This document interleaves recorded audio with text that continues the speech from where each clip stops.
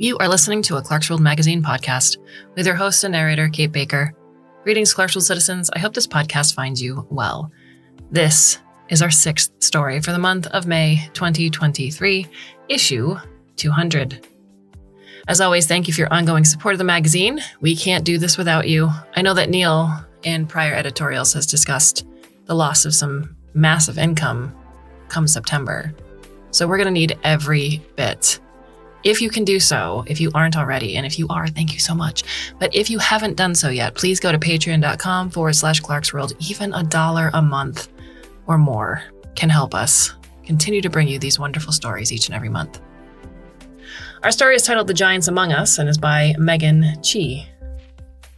Now, Megan Chee has lived in Taiwan, Hong Kong, and the United States and is currently based in Singapore. Her work has been published in Fantasy Magazine, Nature Futures, and Cast of Wonders. You can find her on Twitter at MeganFLChee. So, my dear listener, I hope you can sit back, relax, and let me tell you a story.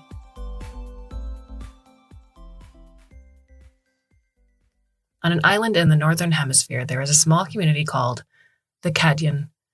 In the summer, the Kadian sprawl like a brightly colored bazaar around the sleeping body of a giant feline creature, sheltered from the sun by its massive shadow. The summer weather is mild, warm rains and humid winds. The people sleep on woven rugs in the open air, trusting and unafraid. The Kadian have heard of lies and thievery and murder, but those are foreign peculiarities. In the shadow of their sleeping giant, they have nothing to fear. In the winter, they pack up their belongings and make the long hike onto the giant's back. They spend the frigid winter months sleeping in the warm, dense forest of the giant's fur. The fur extends far over the heads of even the tallest men, sheltering them from the blizzards and the biting cold. They live off dried provisions and kegs of wine prepared during the long summer months. It is easy to get lost in the fur, so it is normal for families to get separated. But no matter. Walk for long enough, and they are bound to bump into another group of people who will welcome them gladly and share their food and drink and stories. So the families they start out with at the beginning of winter are rarely the same families they end up with. Bonds are forged and broken, loved ones are found and forgotten. The giant feline is the size of a small mountain. Its fur is white with orange splotches. It has been sleeping here in this valley, curled up comfortably in the grass for thousands of years. Like all the giants who dwell on this planet, it experiences time differently. A single breath can take a day. From its perspective, it is simply napping. For the civilizations that rise and fall around it, it is as constant as mountains. To the Kadian, it is a benevolent and beloved protector.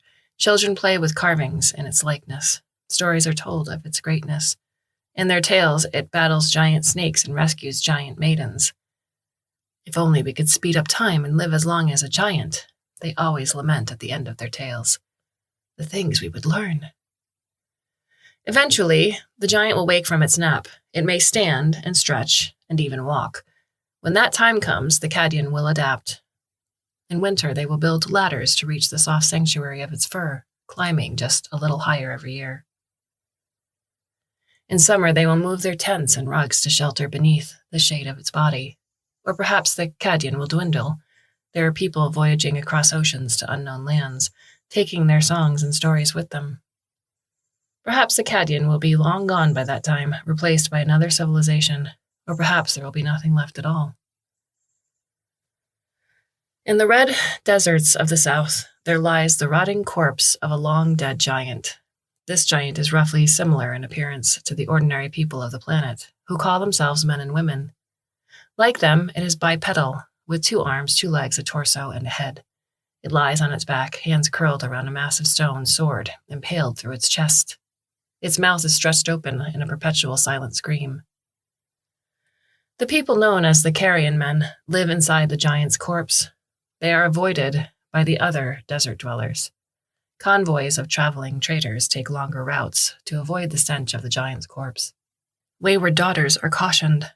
Don't stray too far at night, or a carrion man will steal you away and make you his carrion wife. They need not fear the carrion men will never take an outsider into their home.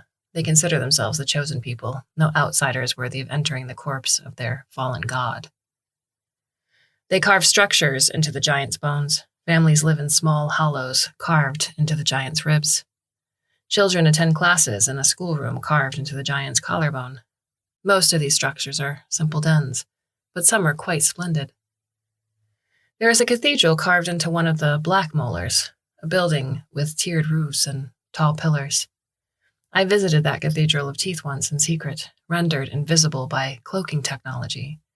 The crimson light of the setting sun poured in through the giant's open mouth, drenching the altars and pews in a blood-red glow.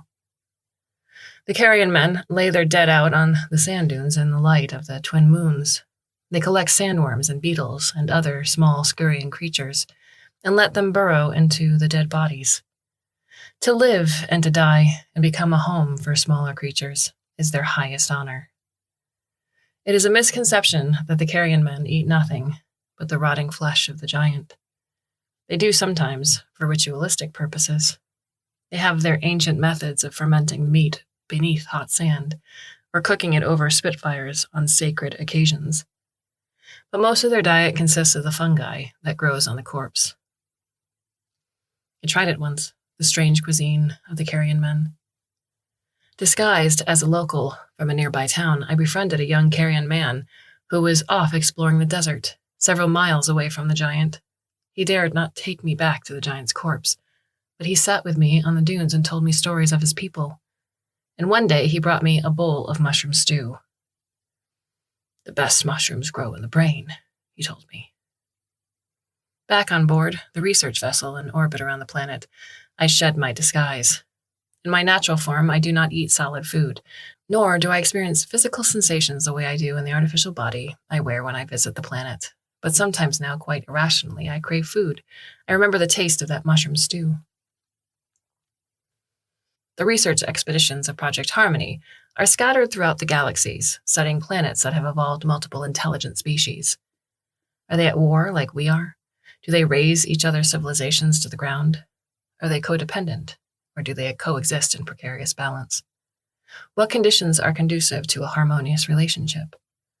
We watch them from our ships in orbit. We don artificial bodies and blend in with the locals. We are searching for the secret to peace. We have researched hundreds of cultures and communities all over this planet, but of the giants themselves, we know almost nothing. My theory is that a wormhole opened here once, billions of years ago, delivering the giants from across the universe, or from a different universe altogether, some incomprehensible place. Perhaps they came here on purpose on some mission that none of us will ever live to understand. Perhaps they are lost and seeking a way home.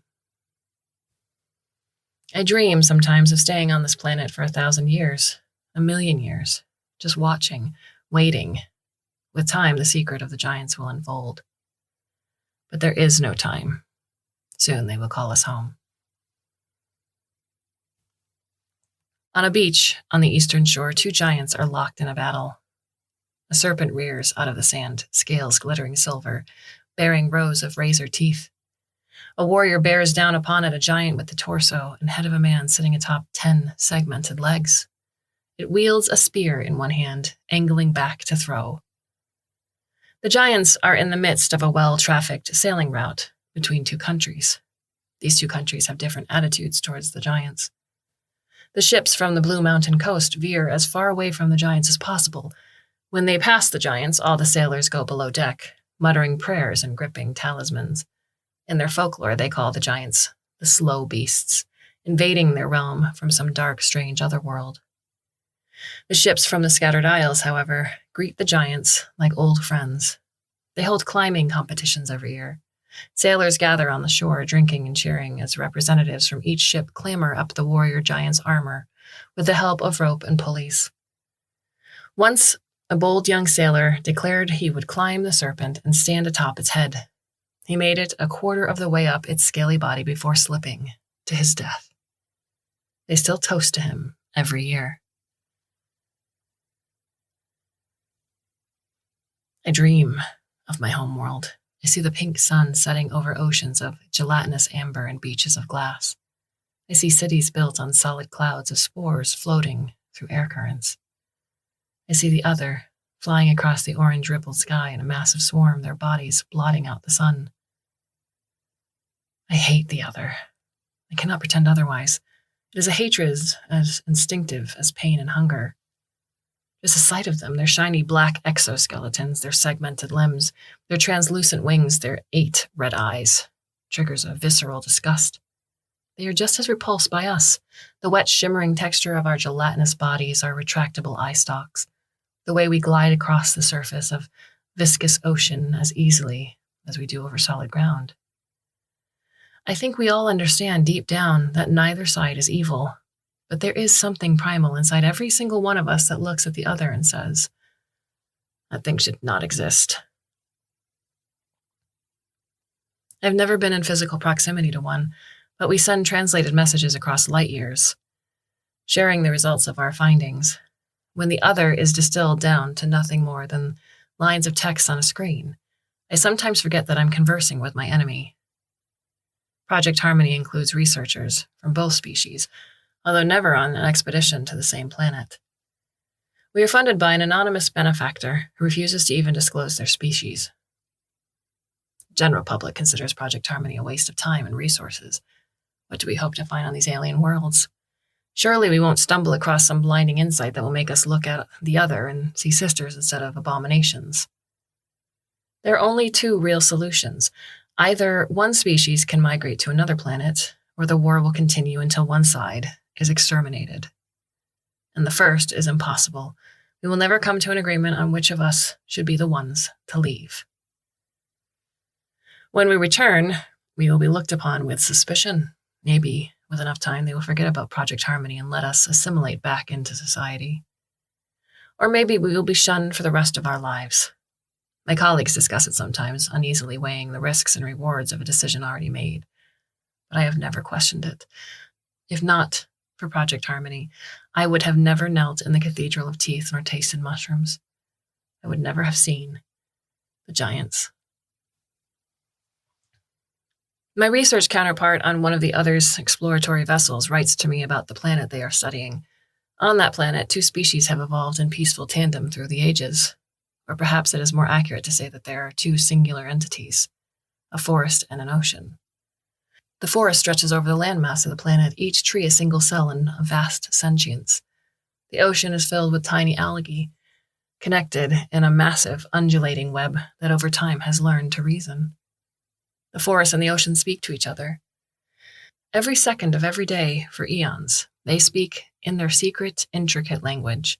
Words and ideas are conveyed through minute fluctuations in electromagnetic fields and temperature, the chemical makeup of the air and the water, the wave patterns of swaying trees and shimmering nets of algae. It would take an army of linguists centuries to grasp the basics of their language, the other writes, and to understand the concepts, the ideas that might pass between them. That would be impossible. We are too small. The other tells me they have flown across the surface of the ocean and landed on the treetops of the forest, wondering if, hoping that, the forest and the ocean might notice the visitors and speak about them in their eternal conversation. But most likely we are nothing to them. They could be solving the sequence of the universe between them. But eventually their planet's sun goes supernova. Those secrets will die with them. My counterpart has a sharp intelligence, tempered by a wild imagination and an awe of the universe. Sometimes we allow our discussions to wander away from the path of science and research. We speculate about the mysterious home dimension of the giants and about what the forest and the ocean are saying to each other. The other believes that they are decoding the universe through pure logic, their intelligence honed over the sheer, incomprehensible span of time. Personally, I believe they are telling stories. We receive a communication from our home planet. They say the war is all but won. Our last victory was decisive and devastating. Thousands of other colonies were destroyed in missile blasts overnight. Our homeworld will at last be ours alone. We celebrate and we grieve at the same time. The war is ending. We have achieved peace. And we, the scientists of Project Harmony, will never be accepted back into our communities. We left to roam the galaxies while our families stayed and fought. This will never be forgiven. We must give them the location of the others' ships, our captain says. It will prove our loyalty. We do not have this information, I say. It is true technically. None of the research expeditions are meant to know the location of the other ships. You have enough data to extrapolate it, the captain tells me. I've seen your communication logs. Your counterpart was incautious. And that is true as well. Very well, I reply. I compose a message at my computer terminal. Do not return home. They will come for you. And I send it.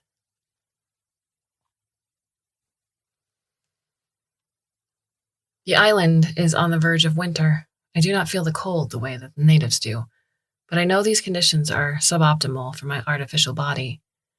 I am not certain how long this form will last me. It was never meant to be permanent, but barring any catastrophic malfunctions, I see no reason why it will fail within my natural lifetime.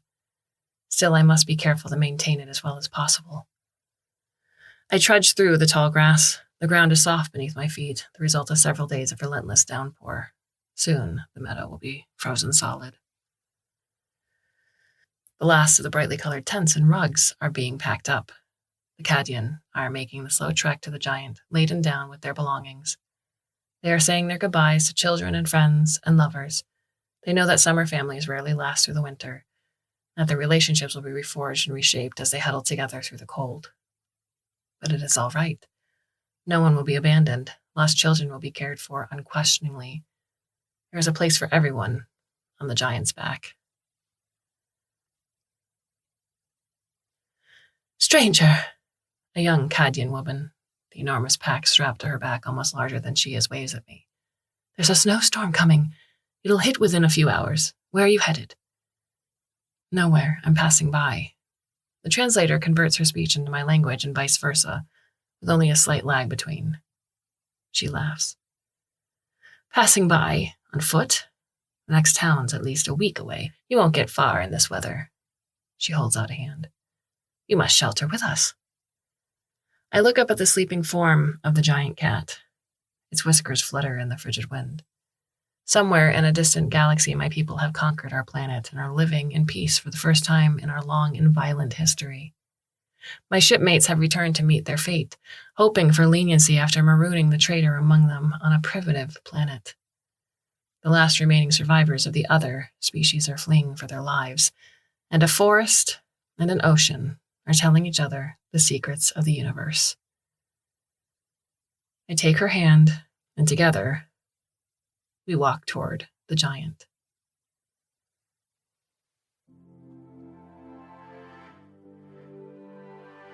What are your thoughts on the story? Again, you can leave us any feedback at the Clarkesworld Magazine website itself. If you go to the About Us page, our contact information is listed there.